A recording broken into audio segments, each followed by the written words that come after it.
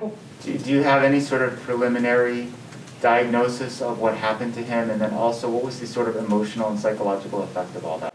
Right now it seems to be some form of a right leg or knee injury that we'll take a look at what extent he's on crutches. But until we get the MRI and the X-ray, we don't know exactly. I don't think it's a real short-term injury. I think we'll have to see the extent of it here soon.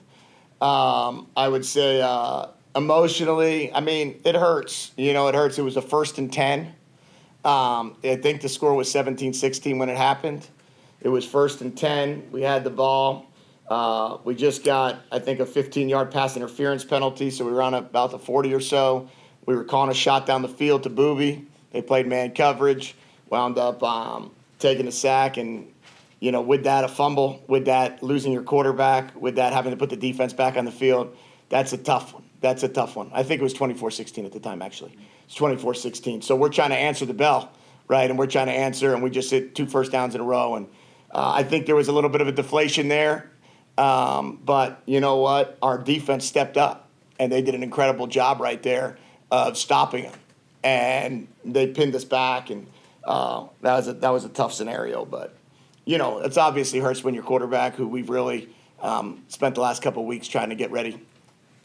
The penalties, especially the false starts, what do you attribute that to? Yeah, that was what they do is they stem their front leg very often, and they, you could see right at the last second when you're in the middle of your cadence, they move, and maybe they make a move call, maybe they don't, but they're constantly moving, and I think what happened was we just got flinchy. Barry Hill got flinchy, Donovan got flinchy, and you can't do that. You have to hold your water. We practiced it all week, but when it came down to it, when we were going tempo, you can't stem, so then therefore we weren't having any issues. But when we were coming out of the huddle is when it got us. How confident are you in the quarterback room going forward without Jordan possibly? Yeah, well, as I will tell them tomorrow morning or tomorrow afternoon when I see them, Gunnar won the quarterback job coming out of camp. And Gunnar started against BYU and completed 75% of his passes and threw for a lot of yards and moved the ball really well. And I would expect him to continue to do that. I would hope that he learned from these last couple weeks of watching in the same way that Jordan did. And with that, I'm hopeful we can do a good job of, getting him ready to play these next 7 games and go into Boulder and play really well. So he's the starter for Colorado. Should McCloud not play? Should McCloud not play, Gunnar will be the starter, yes. Are there any other questions for Coach Michael?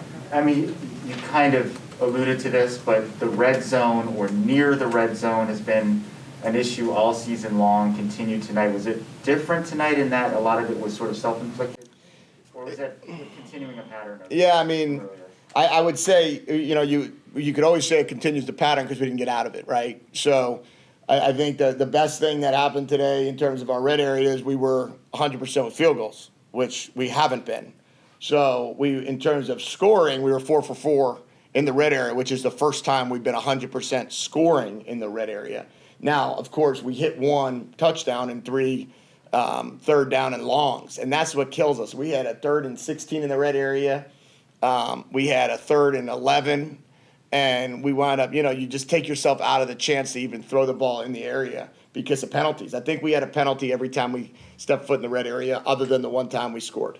And if we don't stop, doing those type things, it's going to make for, long, tough nights. And I think our guys know it. And, we just got to keep chopping wood and keep understanding that until we stop from losing, we're not going to start winning. And we're keeping ourselves right now. Anything else for Coach Michael? What would you say was the mood in the locker room after this one? I think disappointed. But not disheartened. And, I believe that they feel as if we're just getting better. And as I told the team, we're better than we were against Oregon. We played better this night. And if we keep doing that, then at some point the tide turns. And right now the tide's it hasn't turned yet. But we have an opportunity next Saturday for it to turn. And that's what we're going to have to go out and do and see if we can have our best week of practice yet and keep building it. But, You know, we got a lot of guys that believe and a lot of guys that want to be a part of planting the seed here for Arizona football in the future. Why do you think the tide hasn't turned yet? I don't know. You know, I mean, I would say, I mean, I could point to a few things in terms of, you know, we turned it over in bad times. We had penalties at bad times. We certainly play our tails off. And usually when you play your tails off and you play with great effort, you know, usually the football guys work themselves out, but it doesn't necessarily do it right away. And I think our guys just have to keep on battling, keep on competing, and hopefully not look and worry about necessarily a losing streak and just worry about being their best they can this week to beat the next team we play. What did you think of Jordan's performance up to the point that he got injured? I thought he was playing outstanding.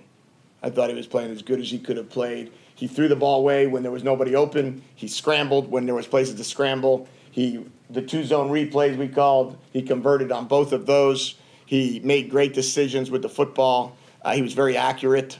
It was really a shame that happens, and I don't have a great answer on why. But you know, I know that we're going to go out there and battle tomorrow, and figure out a way to put the best plan together we can to beat Colorado.